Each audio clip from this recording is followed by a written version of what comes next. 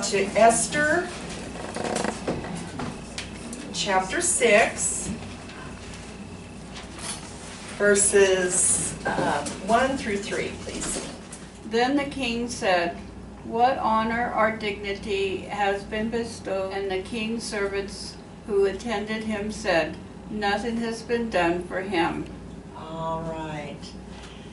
So, the king is having a bad night. He's tossing and turning, and things are on his mind. I would imagine that the kings in these days didn't sleep very well. In fact, a lot of the kings didn't last very long at all because assassinations were very common. It's no wonder that he didn't sleep that night. I'm wondering what you guys do when you can't sleep at night. Sniff lavender oil. But I learned a long time ago when I was having a hard time sleeping that songs of worship and prayer. Yes.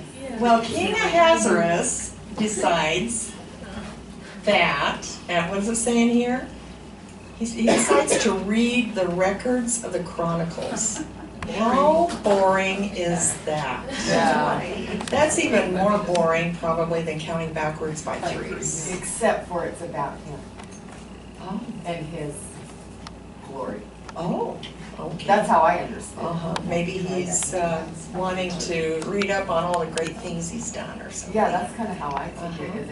It's all about him. About him. Yeah, the history of his reign. And it's kind of like, I guess, when we have the State of the Union, whoever the president is, says, you know, he'll stand up before the American people and say, I've done this, I've done that, and I've done this, and I've done that.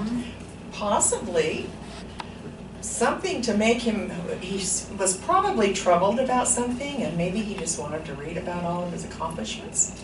We don't know. I think I'll just leave it on this part. That's what I'm thinking. My appointment there. Yep, well, we're going to get into that, and whatever God used to create that, and if he were a self-centered king, like Sandra said, and wanted to read about it, God's going to use that too, right? So, no matter what the reason, God was behind it.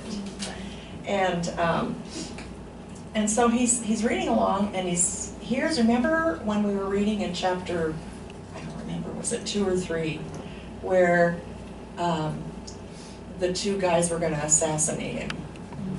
And who overheard the conversation? Mordecai.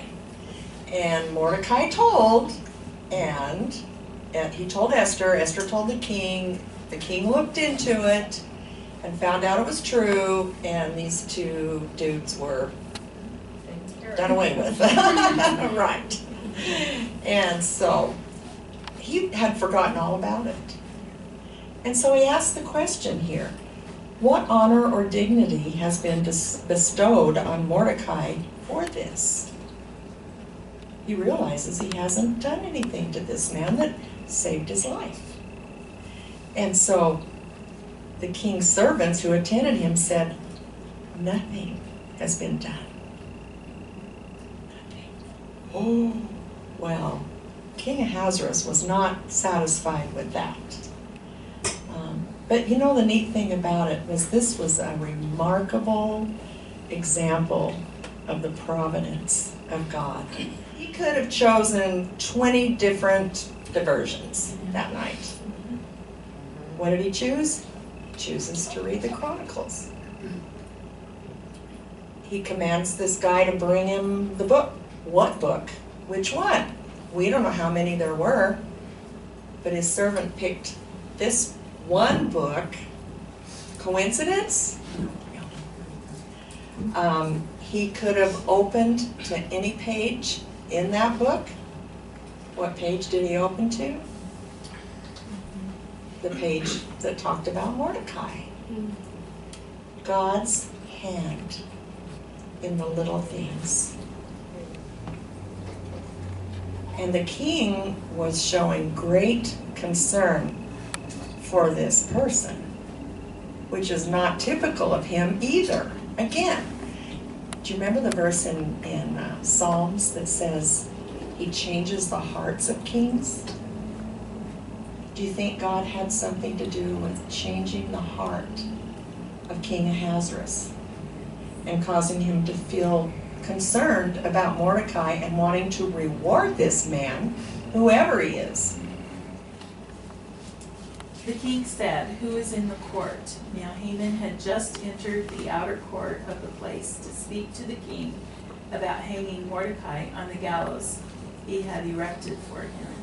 His attendants answered, Haman is standing in the court. "Bring him in," the king ordered. When Haman entered, the king asked him, "What should be done for the man the king delights to honor?" Now Haman thought about himself.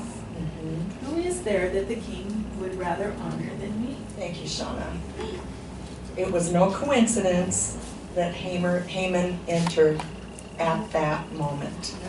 Can't you just see God's hand throughout? Do you think God's hand doesn't work that way in your life as well? It does. Yeah. When we can't see him, he's still at work. Even those little things that don't make sense, his hand is at work. And Haman came at the moment he did to ask for what? Mordecai's life. Yeah. His execution. That was no coincidence. You couldn't wait to blurt it out. No, he couldn't get that done fast enough. So, if this book of Esther shows us anything, ladies, it shows us that God manages the affairs of men and women, even without our knowing about it. I find that really exciting. Esther wasn't lucky to be chosen to be the queen. Mordecai wasn't lucky to have overheard the assassination plot. It wasn't luck or chance that made Haman enter the royal courts when he did. All of these events were orchestrated by God. Does that not just thrill your heart? That's really cool when things go well. But what about when bad things happen? God's still at work. Still work. Yeah, it is. Legion. I would teach the children a lesson about how the good, the sad, and the bad times all work together for the purpose of God. You know, that God uses all of it. And that's a hard thing to teach little kids under the age of 6. Right.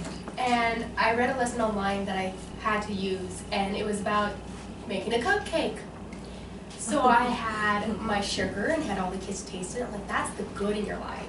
We had the oil, that's like your sad times. It doesn't taste really good, but you know, it's slippery, not really fun to the tongue. And you have like the salt, which are those bitter, you know, angry times. And I used a couple other ingredients, and we tried it and we put it together. And I said, you know what's amazing though? Once you fit it all together, you get in the end a perfect cupcake. And the kids, so that way every time they bake with their parents, they had a representation. Hopefully they know that the bad things that happen in their life, it's also being worked for the good. Working out for good, as it says in Romans 8:28. Yeah, who wants to sit down and eat a bowl of oil? Or raw eggs? Yeah. And so when these things happen, we can just say, well, I guess these are the raw eggs of the finished product. Someday I'm going to be a beautiful cake. I told her, you're all going to be beautiful cakes.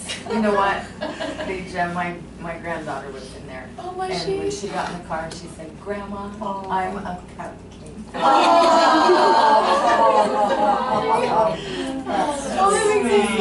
awesome. That's awesome. I didn't know why she didn't tell me why. She just said, I'm a cupcake. Well, now you know why. Yeah. Thank you, Legia. You know what? Those object lessons are so meaningful. Oh, I So love you really touched her. That's Emma, right? Yes. Esther 6:6 again. So Haman came in, and the king asked him, "What shall be done for the man whom the king delights to honor?" Now Haman thought in his heart, he didn't say this out loud, whom would the king delight to honor more than me? Such an arrogant wretch of a man, really. But yet God arranged all of these things. Not only will the Jews be protected, but Mordecai will be protected. And Haman is going to get what's coming to him. Mordecai's going to get what's coming to him too, isn't it? In our first song, it says, "You won't relent." And that's God loves us. He will not relent until He owns our heart. He is a very gentle. He will not force us. It's our willingness. Are we willing tonight? Amen. Let's worship the Lord together.